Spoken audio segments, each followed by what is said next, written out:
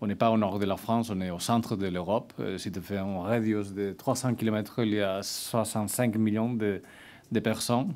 Non, à la Belgique, à la France, Paris, Londres, même Cologne, Amsterdam. Non? Alors c'est très dense, très riche.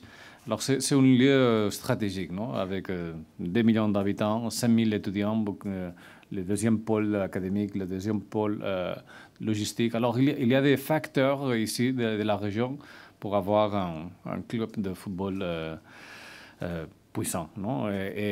Et aussi, on a des atouts sportifs assez attractifs, non? Comme ici, le Chêne, non? Que c'est l'une des meilleures installations sportives de la France. Aussi, un stade très moderne. Et chaque jour, on va travailler pour faire un football spectaculaire, gagnant, en pariant, en comptant avec les meilleurs jeunes talents pour ce projet, pour ce style de jeu.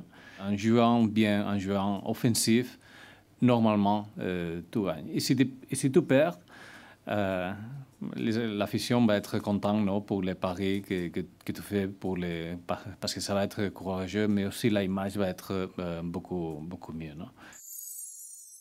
Et c'est le sommaire de cette attitude un peu extrême, fou de temps en temps, mais de chercher choses que de temps en temps semblent impossibles, mais on va essayer tout. Et c'est, comme on disait avant, c'est un état d'esprit que ça affecte les vestiaires, les joueurs, mais aussi au niveau du management exécutif du club. Non? Mais voilà, on va être top 5 la prochaine saison et top 3 la suivante. Et pourquoi pas remporter un titre, ça c'est notre rêve. Et on va se battre pour ça. Alors pour l'objectif d'image et de marque, on doit revitaliser un peu la marque, la moderniser, lui donner un positionnement un peu plus différentiel, accroître sa visibilité et notoriété. La méthodologie d'investissement qu'on a vue au Barça, c'est le cercle virtueux.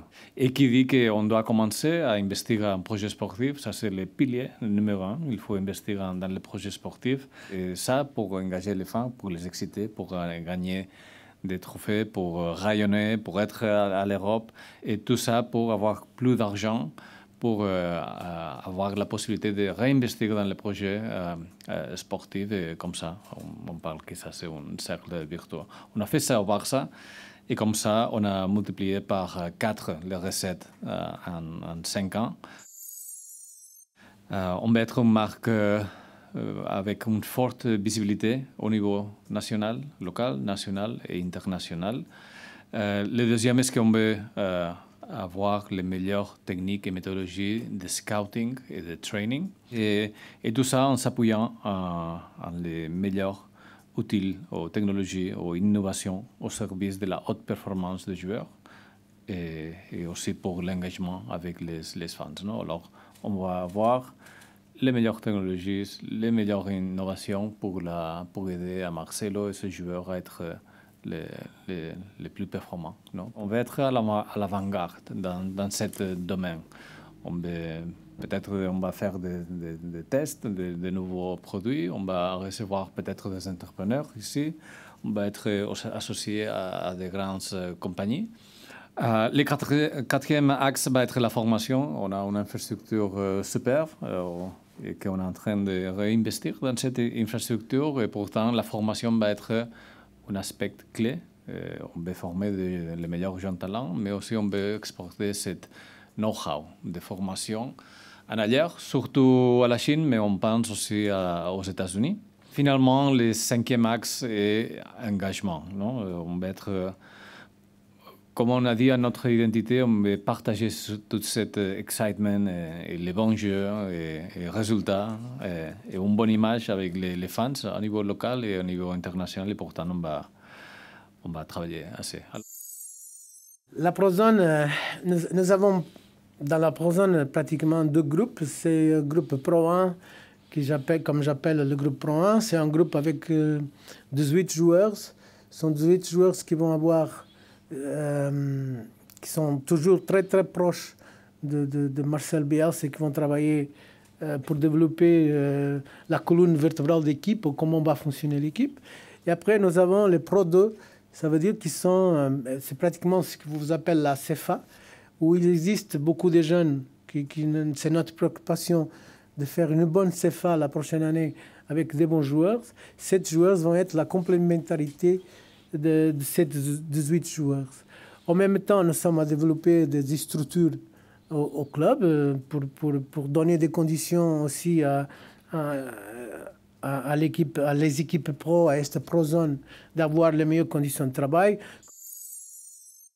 Pour la partie technologie et innovation, on va voir ce concept qu'on va appeler le LOSC Sports Lab. Et ça va être un espace physique. On y aura beaucoup de technologies et toute cette technologie sera dans tous les domaines que vous pouvez imaginer, comme j'ai dit, virtual reality, big data, des trucs de GPS, location et tout ça, mais aussi des outils, des apps, des mobiles pour être plus engageants avec les fans et pour avoir du social engagement.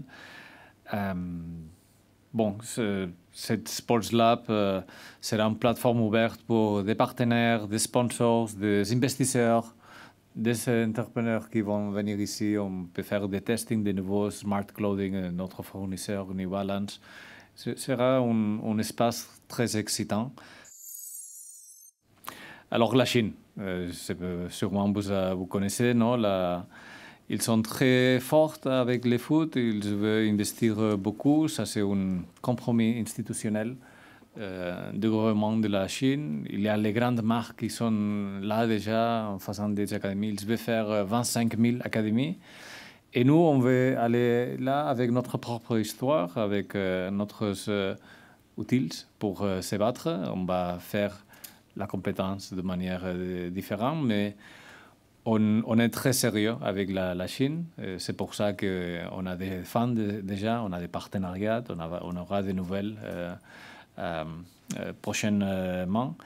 Et bon, on aime cette idée parce que le foot, c'est un entertainment, c'est un motif de cohésion sociale. La Chine veut promotionner les valeurs associées au foot, non? Mais c'est un milieu aussi pour les gouvernements pour avoir un dialogue avec je crois, non? Pour avoir un dialogue avec la société, non?